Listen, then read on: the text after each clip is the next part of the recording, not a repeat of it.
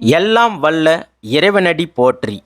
வாராகி அம்மன் வாக்கு அன்பு சொந்தங்கள் அனைவருக்கும் வணக்கம். அனைவருக்கும் என்னுடைய இனிய தமிழ் புத்தாண்டு நல்வாழ்த்துக்கள். பொதுவா இந்த ஆண்டை பொறுத்த வரைக்கும் குரோதி தமிழ் புத்தாண்டு பிறக்க போகுதுங்க. இந்த குரோதி தமிழ் புத்தாண்டை பொறுத்த வரைக்கும் பல பேருக்கு பல நன்மைகளை தரக்கூடியதாக இந்த ஆண்டு முழுவதுமாக அமைஞ்சு இருக்குங்க. அதனால நம்ம அனைவரும் ஒரு மிகப்பெரிய ஆனந்தத்தை அடைய போறோங்க. பொதுவா நம்ம எத்தனையோ தமிழ் புத்தாண்டுகளை பார்த்துட்டு வரோங்க. அந்த வரிசையில இந்த குரோதி தமிழ் புத்தாண்டு 2024 வருஷத்தை பார்க்க போறோங்க. அன்பார்ந்த ரிஷபம் ராசி அன்பர்களே, அனைவருக்கும் தமிழ் புத்தாண்டு நல்வாழ்த்துக்கள். பொதுவா 12 ராசிகள்ல காலபுருஷனுடைய தத்துவத்துல 2வது ராசியாக இருக்கக்கூடியது தாங்க இந்த ரிஷபம் ராசி. அதுலயும் குறிப்பா இந்த 12 ராசிகள்ல உயர்வான உள்ளம் கொண்டவர்களும் இந்த ரிஷப ராசிக்காரர்கள் தாங்க. அப்படி இருக்கக்கூடிய இந்த ரிஷப ராசிக்காரர்களுக்கு இந்த குரோதி தமிழ் புத்தாண்டு எப்படி இருக்குன்னு பார்க்க போறோங்க.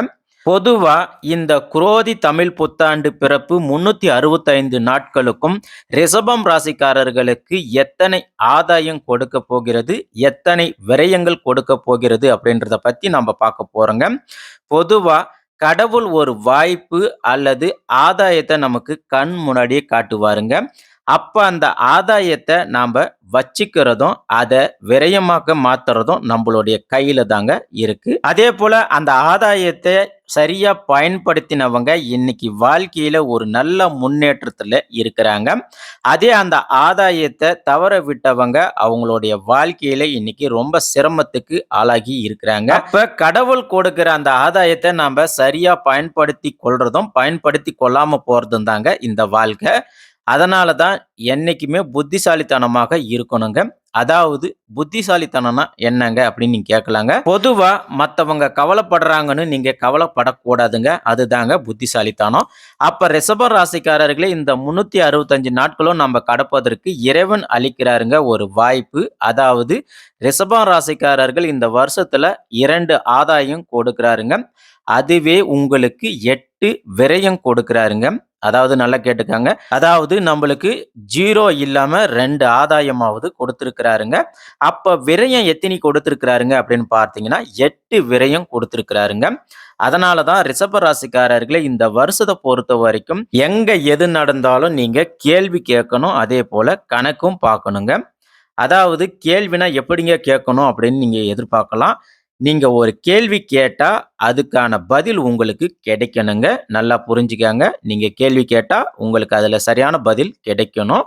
அப்ப நீங்க கேள்வி கேட்கலன்னா உங்களை ஒரு ஒண்ணுமே தெரியாதவங்க அப்படின்னு சொல்லுவாங்க. அதே போல ஒண்ணும் தெரியாத கேன அப்படின்னு உங்களை முடிவு பண்ணுவாங்க. இதுதான் இந்த உலகங்க. இதை நல்லா புரிஞ்சுக்கங்க ரிஷபராசி அன்பர்களே. அதே போல ஒரு உதாரணத்துக்கு நீங்க எங்கேயாவது ஒண்ணுமே தெரியாதவங்க மாதிரி அமைதியா இருந்து பாருங்க. அதே போல எனக்கு எதுவுமே தெரியாதுன்னு நீங்க சொல்லி பாருங்க. ஆனா உங்களுக்கு எல்லாமே தெரியும், எல்லாமே உங்களுக்கு புரியும். ஆனா எதுவுமே எனக்கு தெரியாதுங்க அப்படின்னு நீங்க சொல்லி பாருங்க. அமைதியா இருந்து பாருங்க. அப்ப மத்தவங்க உங்கள ஒண்ணும் தெரியாதவங்கன்னு நெனைச்சிருவாங்க. அதே போல உங்கள ஒரு டம்மி பீஸ்ன்னு நெனைச்சு எல்லாமே நாங்களே பார்த்துக்கிறோம் அப்படின்னு சொல்லிடுவாங்க. அப்ப அதுவே நீங்க ரிஷப ராசிக்காரர்கள் ஒரு கேள்விய நீங்க கேட்டு பாருங்க. அப்ப இந்த உலகம் எப்படிப்பட்டதுன்னு உங்களுக்கு புரியும், தெரியும். அதே போல நீங்க கேட்ட கேள்விக்கு இந்த உலகத்திலேயே பதில் இல்லைங்க. உங்க உறவுகளிடத்திலும் பதில் கிடையாதுங்க. அதை விட உங்க குடும்பத்தில் இருக்கக்கூடிய கணவனாக இருக்கட்டும், மனைவியாக இருக்கட்டும், அவங்க கிட்டயே அந்த பதில் கிடையாதுங்க. அப்ப கடவுள் உங்களுக்கு 2 ஆதாயத்தை கொடுத்திருக்கிறாருங்க. உங்கள கைவிடலைங்க. ஆகையால நீங்க கவலைப்பட வேண்டிய அவசியமும் கிடையாதுங்க. அதாவது உங்களுக்கு அதிகமான ஆதாயத்தை கொடுக்கலனாலும் அட்லீஸ்ட் 2 ஆதாயமாவது கொடுத்திருக்கிறாரு இல்லைங்களா? ஆகையால உங்களை கைவிட மாட்டாருங்க. அப்ப இந்த குரோதி வருஷத்துல நீங்க ரிஷப ராசிக்காரர்கள் என்ன செய்யணும் அப்படின்னு கேட்டா, எப்பயுமே விழிப்புணர்வோட இருக்கணுங்க. அதே போல உங்களுக்கு கிடைச்ச வாய்ப்பை சரியா பயன்படுத்தி நீங்க பொழைச்சுக்கணுங்க. அப்படி இல்லாத பட்சத்துல உங்களுடைய உறவுகளை நம்பி, மனுஷங்களை நம்பி நீங்க தப்பு கணக்கு போட்டுடுவீங்க. ஆகையால ரிஷப ராசிக்காரர்களை இந்த கலி உலகத்துல மிஷினை கூட நீங்க நம்பலாங்க. ஆனா மனுஷனுங்கள மட்டும் தயவு செஞ்சு நம்ப முடியாதுங்க. நம்பாதீங்க. அப்ப இந்த 2 ஆதாயத்த வச்சு இந்த குரோதி வருஷத்துல நீங்க மிகப்பெரிய ஆளாகுவதற்கான வாய்ப்புகள் அதிகமாக இருக்குங்க ரிஷபராசி அன்பர்களே. ஆகையால நீங்க கவலையே பட வேண்டாம்ங்க. அதே போல பாருங்க, உங்களுக்கு 8 விரயங்கள் இருக்குங்க. அத நீங்க எப்படி சமாளிக்க போறீங்க அப்படின்னா, பொதுவா நாங்க ஏற்கனவே சொன்ன மாதிரி, நீங்க எப்போதும் எங்கேயுமே கேள்வி மட்டும் கேளுங்க. நீங்க கேள்வி கேட்கும்போது, அந்த கேள்விக்கான பதில் உங்களுக்கு எதிர் சைடுலருந்து கண்டிப்பா கிடைக்காதுங்க. ஆனா நீங்க கேள்வி கேட்கணும். அதனால இந்த வருஷத்துல 1 கேள்வி கேட்கணும், 2வது கணக்கு பார்க்கணுங்க. இது 2ம் மட்டும் நீங்க மிஸ் பண்ணக்கூடாதுங்க. ஏன்னா, உங்க உழைப்பு, உங்களுடைய வருமானம், உங்களுடைய செயல்பாடு, அது மட்டும் இல்லாம பணம், காசு மட்டும் இல்லாம நீங்க எல்லாத்திலயுமே கணக்கு பாருங்க. தப்பே கிடையாதுங்க ரிஷபராசி அன்பர்களே. பொதுவா ஒரு விஷயத்த நீங்க புரிஞ்சுக்கணும் ரிஷபராசி அன்பர்களே. கெட்டவர்கள எப்பயுமே வாழ்வாங்க. ஆனா பின்னாடி வீழ்ந்துருவாங்க. ஆனா நீங்க நல்லவங்க. ஆகையால உங்களுக்கு கஷ்டம் வந்தாலும் கண்டிப்பா கடவுள் உங்கள கைவிட மாட்டாருங்க. உங்கள சரி செய்து கொடுக்க வேண்டியது கடவுளுடைய பொறுப்புங்க. ஆகையால உங்களுக்கு நல்ல வழிய மட்டும் தான் அவரு காமிப்பாரு. ஆகையால இன்னொரு விஷயம் என்ன அப்படின்னு பார்த்தீங்கன்னா, உங்களுக்கு நீங்களே முக்கியத்துவம் குடுங்க. தயவு செஞ்சு உங்களுக்கு நீங்களே முக்கியத்துவம் கொடுங்க. இத மறக்காம ரிஷப ராசிக்காரர்களே செய்யணும். அதேபோல இந்த ஆண்டு நீங்க செய்ய போறதுனால, இந்த ஆண்டுல உங்களுக்கு மிகப்பெரிய வெற்றி கிடைக்க போகுதுங்க. அதேபோல தயவு செஞ்சு நீங்க கவலையே படாதீங்க. அதனால யாராவது ஏதாவது உங்கள குழப்புனாங்கன்னா, தயவு செஞ்சு எந்த குழப்பத்துக்கும் நீங்க அடிமையாக வேண்டாங்க. ஏன்னா, உங்களுக்கு 2 ஆதாயம் இருக்குங்க. அதுவே போதுங்க. உங்களுக்கு ஆண்டவன் காப்பாத்துவாங்க. அதேபோல இந்த வருஷம் முழுவதும் நீங்க தயவு செஞ்சு சிவன் வழிபாடு பண்ணுங்க. உங்களுக்கு கண்டிப்பாக நல்லது நடக்குங்க. அதேபோல பிரதோஷ நாட்கள்ல நீங்க நந்தி பகவான வழிபாடு செய்யுங்க. நந்தி பகவானுக்கு நீங்க தீபம் போடுங்க. அப்படி நீங்க தீபம் வழியேற்றும்போது நீங்க நிச்சயமாக உங்களுடைய பிரச்சனைகள், குறைகளை எல்லாத்தையுமே நந்தி பகவான் சிவனிடம் கொண்டு போய் சேர்ப்பாருங்க. உங்களுக்கு பிரச்சனைகள் அனைத்தும் தீருங்க. அதேபோல ரிஷபராசி அன்பர்களே, கடவுள் உங்களுக்கு ஆதாயம் கம்மியா கொடுத்திருக்கிறார்ன்னு நீங்க தயவு செஞ்சு கவலைப்படாதீங்க. அதனால நீங்க எப்பவுமே சந்தோஷமாக இருங்க. அதேபோல உங்க நல்ல மனசுக்கு கடவுள் நிறைய நல்லதை செய்வாருங்க ரிஷபராசி அன்பர்களே. நீங்க யாருக்குமே எப்பவுமே துரோகம் நினைக்க மாட்டீங்க. அதேபோல உங்களுடைய நட்பு ராசிகள் அப்படின்னு பார்த்தீங்கன்னா, உங்களுக்கு மிதுனம் ராசி, மகரம் ராசி, கன்னி ராசி, கும்பம் ராசி இவங்க எல்லாருமே உங்களுக்கு நட்பு ராசியாக இருக்கிறாங்க. அதேபோல உங்களுக்கு தொல்லை கொடுக்கக்கூடிய ராசியாக சிம்ம ராசி உங்களுக்கு அமைஞ்சு இருக்குங்க. ரிஷப ராசிக்காரர்களே, நீங்க எதையும் கவலைப்படாம நீங்க திட்டமிட்ட செயல்பாடுகளை திட்டமிட்டு செயல்படுத்துங்க. உங்களுடைய வெற்றி நிச்சயமாக உண்டுங்க. ஆகையால நாம ஏற்கனவே சொன்ன மாதிரி நீங்க எந்த காரணத்தை கொண்டும் நீங்க கேள்வி கேளுங்க, கணக்கு போடுங்க. கண்டிப்பா உங்களுக்கு எல்லாமே இந்த குரோதி தமிழ் புத்தாண்டு சிறப்பாக இருக்குங்க.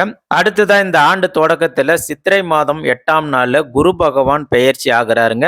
அதனால இந்த குரோதி தமிழ் புத்தாண்டுல ரிஷப ராசிக்காரர்களுக்கு ஜென்ம குருவாக 5, 7, 9 வீடுகள்ல பார்வையிடுறாருங்க. அதாவது 5 வீட்டு பார்க்கறதுனால உங்களுக்கு பூர்வ புண்ணிய ஸ்தலத்துல இருக்கக்கூடிய தெய்வீக பலம் உங்களுக்கு உண்டுங்க.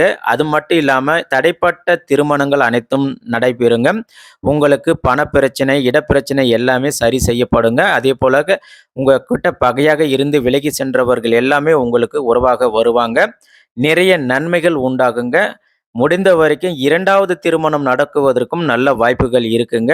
அதேபோல இந்த 5, 7, 9 வீடுகள்ல குருவோட பார்வை இருக்கிறதுனால 5ஆம் இடத்துல உங்களுக்கு புத்திரஸ்தானம் அப்படின்றதுனால உங்களுக்கு புத்திர பாக்கியம் கிடைக்குங்க. பணம் பிரச்சனைகள் அனைத்திற்கும் வழி தீருங்க. மொத்தத்துல இந்த ரிஷபராசிக்காரர்களை பொறுத்த வரைக்கும் இந்த வருடத்துல மக்கள் தொடர்பு உங்களுக்கு சிறப்பாக இருக்குங்க. அது மட்டும் இல்லாம இந்த ஆண்டுல நீங்க முடிஞ்ச வரைக்கும் சுவாமி மலையில இருக்கக்கூடிய எம்பெருமான் முருகப்பெருமான சன்னிதானத்துக்கு சென்று ஒரு நாள் இரவு நீங்க அங்க தங்கி இருந்து அந்த முருகப்பெருமானுக்கு 16 விதமான அபிஷேகங்களை நீங்க செஞ்சு வந்தீங்கன்னா உங்களுக்கு சிறப்பாக இருக்குங்க. அது மட்டும் இல்லாம தேன் அபிஷேகம் செஞ்சீங்கன்னா உங்களுக்கு வெற்றி உண்டாகுங்க. அடுத்ததா ரிஷபராசி அன்பர்களே, உங்களுக்கு தொழில் தடைகள், போராட்டங்கள், இடம் பூமி பிரச்சனை, கோர்ட் கேஸ் பிரச்சனை இது எல்லாமே உங்களுக்கு நீங்கணும்னா லக்ஷ்மி நரசிம்மரை நீங்க வணங்க வேண்டியதுங்க. அடுத்ததா பார்த்தீங்கன்னா, முடிஞ்ச வரைக்கும் சனிக்கிழமை நாட்கள்ல மற்றும் செவ்வாய்க்கிழமை நாட்கள்ல நீங்க லக்ஷ்மி நரசிம்மருக்கு நீங்க விளக்கு ஏத்தி வழிபாடு பண்ணீங்கன்னா, உங்களுக்கு பல மாற்றங்கள் மற்றும் முன்னேற்றங்கள் உண்டாகுங்க. மொத்தத்தில இந்த ரிஷபம் ராசிக்காரர பொறுத்தவரைக்கும் இந்த குரோத தமிழ் புத்தாண்டு மிக சிறப்பாக இருக்குதுங்க. வாழ்க வளமுடன். நம்மளுடைய வீடியோ பதிவுல சொல்லக்கூடிய அனைத்து பலன்களும் பொது பலன்களே. அதாவது நம்ம சொல்லக்கூடிய பலன்கள் 75% பலிக்குங்க.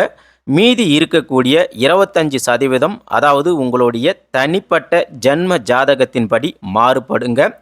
ஆனா நம்ம சொல்லக்கூடிய இந்த தகவலே உங்களுக்கு போதுமானதுங்க. ஆன்மீகம் என்பது எளிமையே மற்றும் நம்பிக்கையே. ஆகையால இறைவனடி தொழுது இந்த வீடியோ பதிவை நாங்க இன்று முடிக்கிறோம். இந்த வீடியோ பதிவு உங்களுக்கு பிடிச்சி இருந்துச்சுன்னா மறக்காம நம்மளுடைய வாராகி அம்மன் வாக்கு சேனலுக்கு லைக் பண்ணுங்க, சப்ஸ்கிரைப் பண்ணுங்க, சைடு இருக்கிற பெல் பட்டனை பிரஸ் பண்ணி வச்சுக்கோங்க. அப்படியே உங்களுடைய ஃப்ரெண்ட்ஸ் ஃபேமிலிக்கு ஷேர் பண்ணுங்க. நன்றி, வணக்கம்.